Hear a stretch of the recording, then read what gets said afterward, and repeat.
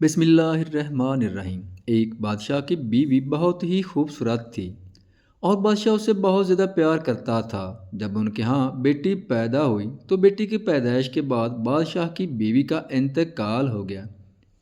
بیوی کے انتقال کی خبر بادشاہ پر بجلی بن کر گری اور پھر وہ ہر وقت افسردہ رہنے لگا۔ بیوی کی وفات کے بعد وہ زیادہ تر شراب کے نشے میں ڈوبا رہتا اور باقی وقت خوبصورت کنیزوں کی صحبت میں گزار دیتا۔ وہ شراب کے نشے میں اتنا غرق ہو گیا کہ اسے اپنی بیٹی کی خبر تک نہ رہی، جو کہ اب تک محل کے ملازموں کے ہاتھوں پرورش پا رہی تھی۔ وقت گزرتا گیا اور بادشاہ کی بیٹی 16 سال کی ایک خوبصورت دوشیزہ بن گئی۔ بادشاہ کی بیٹی بالکل اپنی ماں جیسی تھی۔ ایک دن بادشاہ کی نظر اس پر پڑی تو وہ چونک گیا اور کافی دیر تک اپنی بیٹی کو دیکھتا رہا، جو جوان ہو کر بالکل اپنی ماں کی ہم شکل نکلی تھی۔ بادشاہ چونکہ شراب کے نشے میں ڈوب کر اچھے برے کی پہچان بھول چکا تھا، اس لیے اس کا دل اپنی ہی بیٹی پر آ گیا۔ اس نے سوچا کہ اب جو بھی ہو اس سے شادی ضرور کروں گا، لیکن کیسے؟ یہ بات اس کو پریشان کر رہی تھی۔ وہ ایسا کام کر کے اپنی رایا کو اپنے خلاف نہیں کرنا چاہتا تھا اور یہ بھی جانتا تھا کہ یہ بہت بڑا گناہ ہے، لیکن وہ عورتوں کے ساتھ گناہ کرنے کی عادت کیا تو مجبور تھا۔ آخرکار اس نے علماء کرام سے اپنے حق میں فتویٰ لینے کا فیصلہ کر لیا۔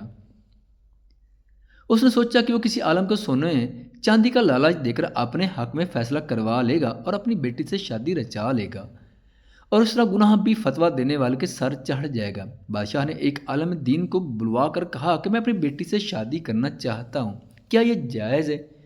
عالم نے کہا نہیں، ہرگز نہیں، یہ بہت بڑا گناہ ہے۔ بادشاہ نے اس کو ہر طرح کا لالچ دیا، لیکن عالم دین نے بادشاہ کے حق میں فتویٰ دینے سے انکار کر دیا۔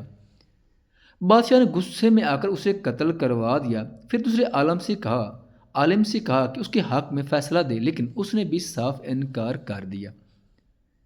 بادشاہ نے اسے بھی قتل کروا دیا اور اسی طرح پھر تیسرے عالم دین کو بھی قتل کروا دیا۔ آخرکار بادشاہ نے چوتھے عالم دین کو بلوا کر فتویٰ مانگا اور پوچھنے لگا کہ کیا میری بیٹی مجھ پر حلال ہو سکتی ہے، میری بیوی بن سکتی ہے؟ عالم دین نے کہا ہاں بن سکتی ہے، اس میں کوئی مضحکہ نہیں ہے۔ بادشاہ یہ سن کر بہت حیران ہوا اور پوچھا کہ وہ کیسے؟ عالم دین بادشاہ کی آنکھوں میں دیکھ کر کہا، ارے بادشاہ، اللہ تعالیٰ کے نبی کا فرمان ہے کہ جب تم حیا نہ کرو تو پھر چاہے جو مرضی کرو۔ جب تم نے بے حیا بن کر سوچ ہی لیا ہے تو تم پر سب کچھ جائز ہے، کیونکہ تم بے حیا بن چکے ہو۔ اتنا سننا تھا کہ بادشاہ کو اپنی غلطی کا احساس ہوا اور وہ رونے لگا اور اپنے گناہوں کی معافی مانگنے لگا۔ اس دن کے بعد بادشاہ نے اپنے گناہوں سے سچی توبہ کر لی۔ سچی بات یہ ہے کہ اللہ کے ولی حق بات کہنے سے نہیں ڈرتے، چاہے ان کی جان ہی کیوں نہ چلی جائے۔